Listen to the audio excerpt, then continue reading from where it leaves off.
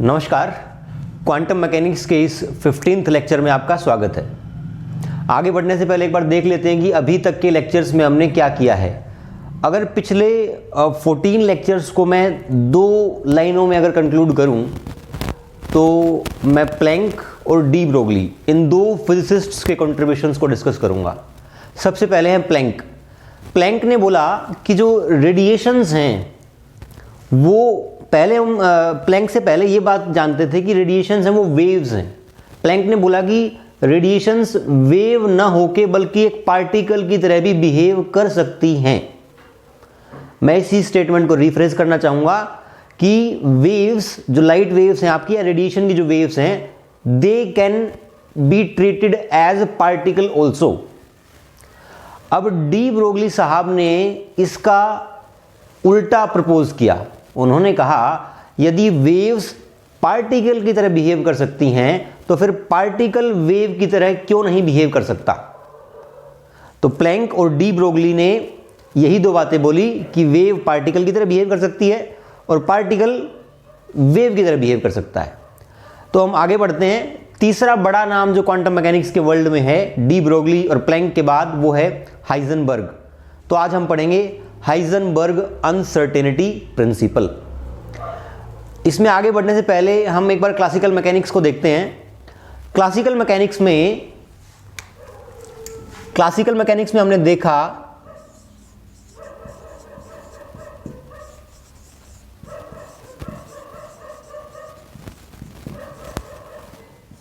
कि आपके पार्टिकल की पोजीशन और मोमेंटम हम दोनों साइमल्टेनियसली एग्जैक्टली मेजर कर सकते हैं। इस बात को कहने का क्या मतलब हुआ?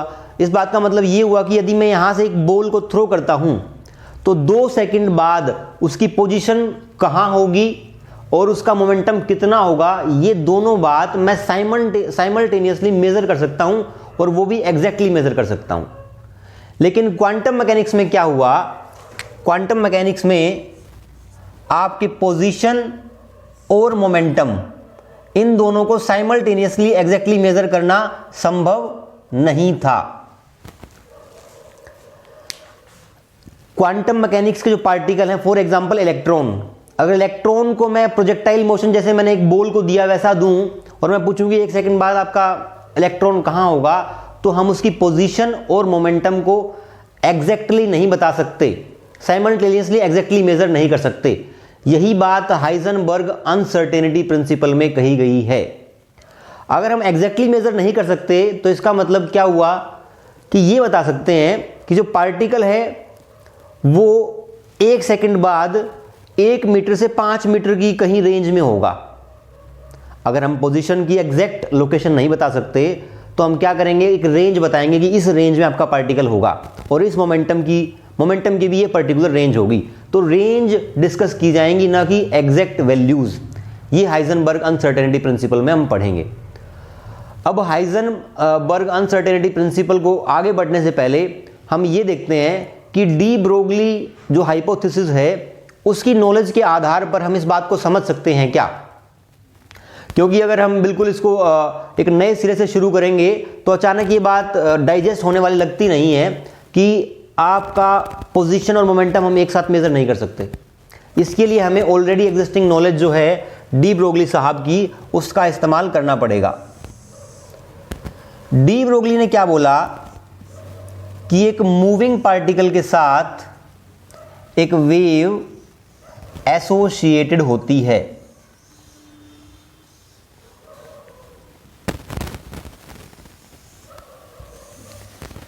ये पार्टिकल जैसे मूव करता है, ये वैसे वेव मैंने अलग बनाई है, ये वेव इसके ऊपर बनेगी यहां पर इस तरीके से ऊपर या पैरेलल आप मान लीजिए, ये यहां पर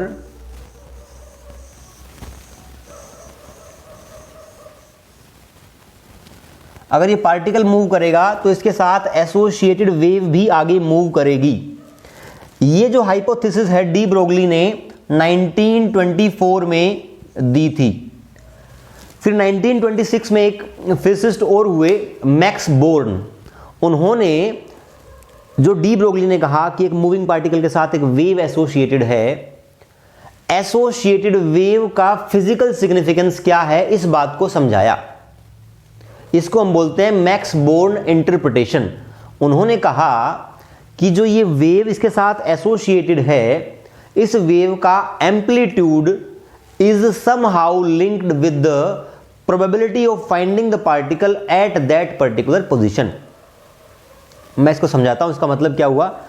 उन्होंने कहा कि अगर मैं इस लोकेशन की बात करूं तो जो एम्पलीट्यूड है वेव का, ये डायरेक्टली प्रोपोर्शनल है इस बात के कि इस पोजीशन पर आपका पार्टिकल की होने की संभावना कितनी है। अगर मैं यहां पर बात करूं तो यहां पर एम्पलीट्यूड कम है, तो यहां पर भी संभावना तो है पार्टिकल के होने की, लेकिन कम है। सिमिलरली मैं आगे जाऊं तो यहां भी संभावना है, यहां भी संभावना है। इसके बाद जब वेव बिल्कुल डाई आउट हो जाती है, उसके बाद आपकी इन लोकेशंस पर पार्टिकल की होने की संभावना बहुत कम है।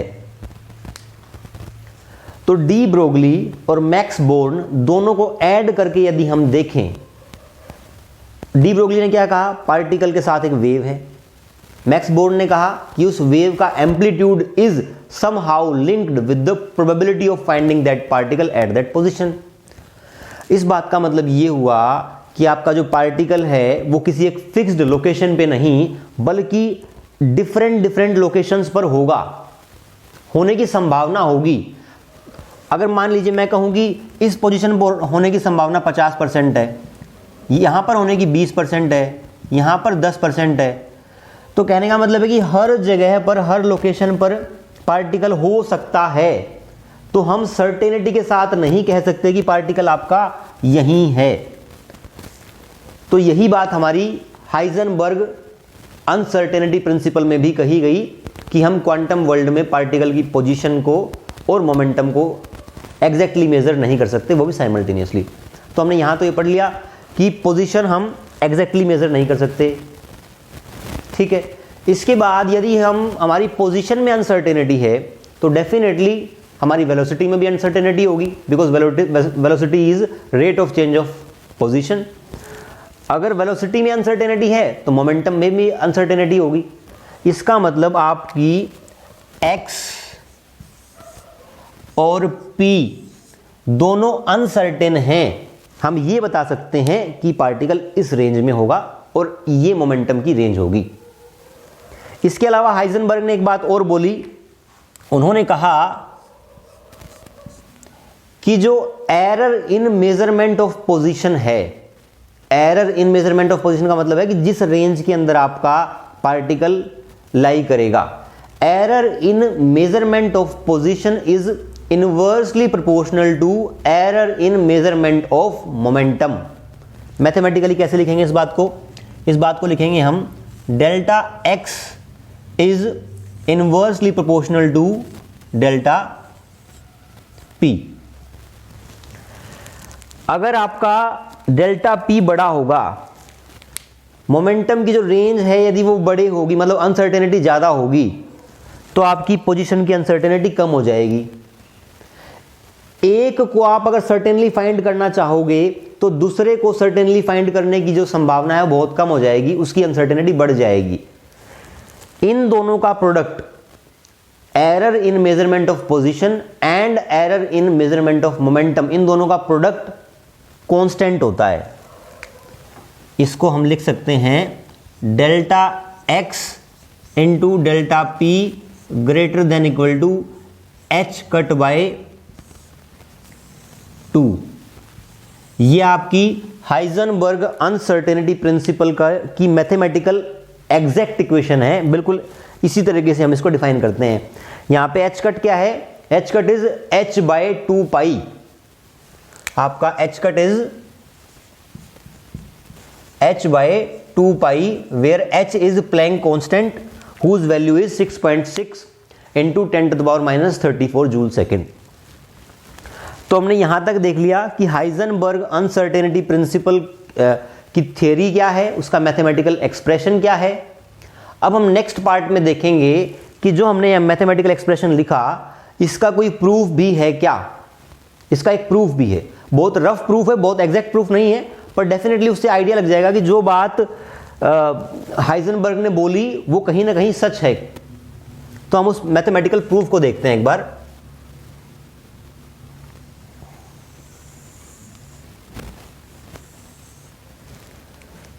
इस मैथमेटिकल प्रूफ को देखने के लिए हमने जो डी ब्रोगली हाइपोथेसिस में जो थ्योरी यूज किया उसका इस्तेमाल करेंगे। एक मूविंग पार्टिकल के साथ एक वेव एसोसिएटेड होती है, और हमने पिछले लेक्चर्स में देखा कि जो ये वेव एसोसिएटेड होती है ये कोई मोनोक्रोमेटिक वेव नहीं होती, बल्कि इनफाइनाइट नंबर ऑफ वेव से मिलकर बनी हुई वेव होती है। और इनफाइनाइट नंबर ऑफ वेव्स हैं, इनकी आपकी वेवलेंथ और फ्रीक्वेंसी स्लाइटली वेरी करती हैं। इन infinite number of monochromatic waves को ऐड करके हमें जो रियल वेव एसोसिएटेड है पार्टिकल के साथ वो मिलती है। तो मैथमेटिकल सिंप्लिसिटी के लिए हमने सिर्फ दो वेव्स को कंसिडर किया था और उनकी हमने इक्वेशंस लिखी थी। y1 equal to a cos k1x minus omega 1 t, y2 equal to a cos k2x minus omega 2 t। इन दोनों वेव्स को ऐड करने पर जो हमें वेव मिली थी वो थी 2a cos kx minus omega t into cos delta k by 2 x minus delta omega by 2 into t। यहां पर जो आपका k मेंशन किया गया है मैं वो इसको यहां पर लिख रहा हूं। k is equal to k1 plus k2 by 2 and delta k is k1 minus k2। अब इस इक्वेशन को यदि मैं t इक्वल टू 0 पर लिखूं तो ये इक्वेशन हो जाती है y at t equal to 0 2a cos kx into cos delta k by 2 into x। अब इस मैथमेटिकल एक्सप्रेशन को यदि मैं एक्स वाई एक्सिस पर प्लॉट करूं तो वो कैसा प्लॉट बनेगा उसको देखते हैं एक बार। वैसे हमने ऑलरेडी हम इसको देख चुके हैं। यह आपकी वाई एक्सिस है, यह आपकी एक्स एक्सिस है। यहां से वेव आपकी ऐसे स्टार्ट होगी,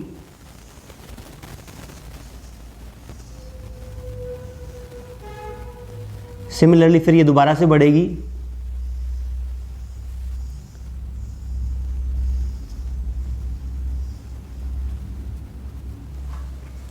इस वेव को एक्स वाई एक्सिस पर प्लॉट करने पर ये ऐसी दिखेगी। ये आपका एग्जैक्ट फॉर्म है, लेकिन अब मैं जो लाइन ड्रॉ कर रहा हूँ वेव का इस प्लॉट का पार्ट नहीं है, लेकिन इसके ऊपर एक एनवलप ड्रॉ कर रहे हैं हम कि ये वेव इस एनवलप में रहेगी।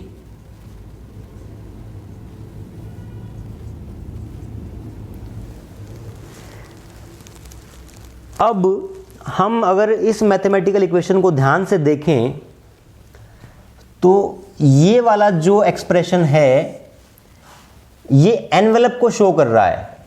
इसको हमने बहुत ज़्यादा डिटेल में ऑलरेडी पढ़ चुके हैं हम फेज वेलोसिटी और ग्रुप वेलोसिटी के कॉन्सेप्ट में। अगर आप देखना चाहते हैं तो वीडियो लेक्चर्स इसके पहले देख सकते हैं फेज वेलोसिटी और ग्रुप वेलोसिटी के। तो जो ये वाला पार्ट है इसका, ये इस एनवेलप को ड्रॉ कर रहा है, और जो ये वाला पार्ट है ये एनवेलप के अंदर जो वेव बन रही है ये इसके लिए है। तो यदि हम ये देखें कि ये एनवेलप जहां जहां जीरो हो रहा है उन नोड्स को मैं निकालना चाहूं तो मैं क्या करूंगा, मैं कहूंगा कि ये वाला पार्ट जहां जीरो होगा वहां पर ये नोड्स होंगी, और ये नोड्स वहां जीरो होंगी जहां कोस थीटा जीरो होता हो। और कोस थीटा हमें पता है कहां जीरो होता है, cos theta is zero at odd multiples of pi by 2। तो हम यहां पर लिखेंगे delta k by 2 delta k by two into X is equal to 2n plus 1 pi by 2। अब यदि ये पहले वाला मैं नोड निकालना चाहूं तो यहां पर कोस के अंदर जाने वाली टर्म क्या है, पाई बाय 2 है, तो मैं n को 0 पुट कर दूंगा। n को 0 पुट किया और इस पोजीशन को यदि मैंने x1 बोल दिया तो मेरा हो जाएगा delta k by 2 into x1 is equals to pi by 2। इसको मैं लिख सकता हूं x1 equal to pi by delta k। Similarly अगर मैं नेक्स्ट नोड निकालना चाहूं तो यहां पर कोस 3 पाई बाय 2 बनेगा। 3 पाई बाय 2 इज ऑल्सो 0, तो यहां पर मुझे n की वैल्यू 1 पुट करनी पड़ेगी। n की वैल्यू 1 पुट करेंगे तो ये हो जाएगा delta k by 2 into x2 is this position जहां पर आपका एक और नोड बन रहा है। ये आपका हो जाएगा 3 पाई बाय 2 के बराबर, and this expression will become x2 equal to 3 pi by delta k। अब यदि मैं x2 माइनस x1 करूं, x2 minus x1 it will become equal to 2 pi by delta k। x2 minus x1 क्या है, delta x, तो 2 pi by delta k, delta x हो जाएगा 2 pi by delta k। अब इस जो पूरा हमने डिस्कस किया है इसमें इस बात का क्या मतलब वो देख लेते हैं एक बार। हमने क्या कहा, इस पार्टिकल के साथ जो एसोसिएटेड वेव है वो ऐसे दिखती है, और वो हमें कैसे मिलती है, इनफाइनाइट नंबर ऑफ वेव्स जो कि आपस में उनका वेवलेंथ और फ्रीक्वेंसी स्लाइटली वेरी कर रही हैं। मैथमेटिकल सिंप्लिसिटी के लिए हमने सिर्फ 2 वेव्स कंसिडर करी, उनको ऐड किया, उनको ऐड करने पर ये एक्सप्रेशन मिला। इसको एट t इक्वल टू 0 पे हमने प्लॉट किया, तो इस मूविंग पार्टिकल के साथ जो वेव एसोसिएटेड है वो ऐसी थी ना, उसको एग्जैक्ट फॉर्म हमने यहाँ ड्रॉ किया है। एग्जैक्ट नहीं बल्कि अप्रोक्सीमेट है, क्योंकि हमने 2 वहाँ पे लिए हैं, पर इससे ज़्यादा अप्रोक्सीमेट है वो। तो ये हमारी वेव है। अब आप देखिए जो एक एनवलप है, एक आपका एनवलप जो वेव का है, यही उस पार्टिकल को रिप्रेजेंट कर रहा है। बाकी सारे एनवलप्स का इससे इस साइड और उससे उस साइड उनका कोई फिजिकल सिग्निफिकेंस नहीं है। क्यों नहीं है? क्योंकि अगर एनवलप्स बिल्कुल इन्फिनिटी तक रहेंगे तो आपका पार्टिकल यहाँ है और वेव इन्फिनिटी पर है, वहाँ एम्पलीट्यूड हुआ उसका, तो इसका मतलब वहाँ भी पार्टिकल की होने की कुछ प्रोबेबिलिटी है, और जबकि पार्टिकल आपका यहाँ पर है एक पर्टिकुलर लोकेशन पर।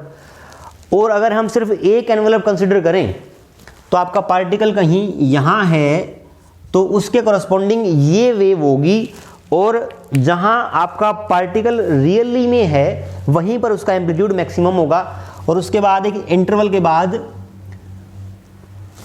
वो आपका एम्पलीट्यूड 0 हो जाएगा। तो ये एनवलप हमें बता रहा है कि आपका पार्टिकल x1 से लेके x2 तक हो सकता है। तो हमने यहाँ पे जो डेल्टा x निकाला, ये हमारा क्या है, error in measurement of position of a particle. तो यहां से हमारा ये रिलेशन बन गया। आपने एक और रिलेशनशिप पढ़ा होगा, P equal to H cut के। अगर आपको ये नहीं पता है तो हम इसको डिराइव कर सकते हैं। P equal to H by lambda होता है डी ब्रोगली रिलेशनशिप से। इसको 2 पाई से मल्टीप्लाई और डिवाइड कर दो, 2 पाई और 2 पाई से। अब 2 पाई बाई लेमडा क्या होता है, के, इसकी जगह के लिख दो, और h बाई 2 पाई क्या होता है, h कट। तो ये आपका हो गया P equal to H cut के। अगर P equal to H cut k है तो delta P will be equal to H cut delta k, and delta k will be h cut delta p by h cut. तो delta k को आप यहां put करो, delta x आ जाएगा आपका 2 pi delta p by h cut. H cut को मैं लिख सकता हूं एच बाय 2 पाई से 2 पाई कट जाएगा, डेल्टा पी को मैं साइड मल्टीप्लाई कर रहा हूं, तो ये हो गया मेरा delta x into delta p equal to H.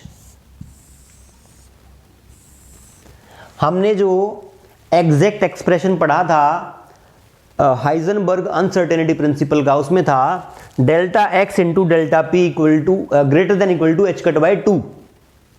लेकिन हमने यहां पर सिर्फ 2 वेव्स को ऐड किया था, एक अप्रोक्सीमेट सा, एक रफ सा प्रूफ हमने हाइजेनबर्ग अनसर्टेनिटी प्रिंसिपल के लिए निकालने का प्रयास किया है, और वो हमारे एग्जैक्ट एक्सप्रेशन के बहुत क्लोज है। तो हम मान सकते हैं कि जो हाइजेनबर्ग अनसर्टेनिटी प्रिंसिपल में कहा गया वो सच है, और अगर हम इसको एग्जैक्टली मैच करना चाहते हैं तो हमें उन इनफाइनाइट नंबर ऑफ वेव्स को ऐड करना पड़ेगा, रिगरस मैथमेटिक्स को सोल्व करना पड़ेगा, और हमारा एग्जैक्ट जो मैथमेटिकल एक्सप्रेशन है delta x into delta p greater than equal to H cut by 2, वो हम उससे डिराइव कर सकते हैं। तो इस तरीके से हमने हाइजेनबर्ग अनसर्टेनिटी प्रिंसिपल की थियरी, मैथमेटिकल एक्सप्रेशन और उसका एक रफ सा प्रूफ, ये 3 बात इस लेक्चर में करी हैं। इसके बाद एक टॉपिक बचता है applications of Heisenberg uncertainty principal, उसको हम आगे के लेक्चर्स में करेंगे। Thank you very much.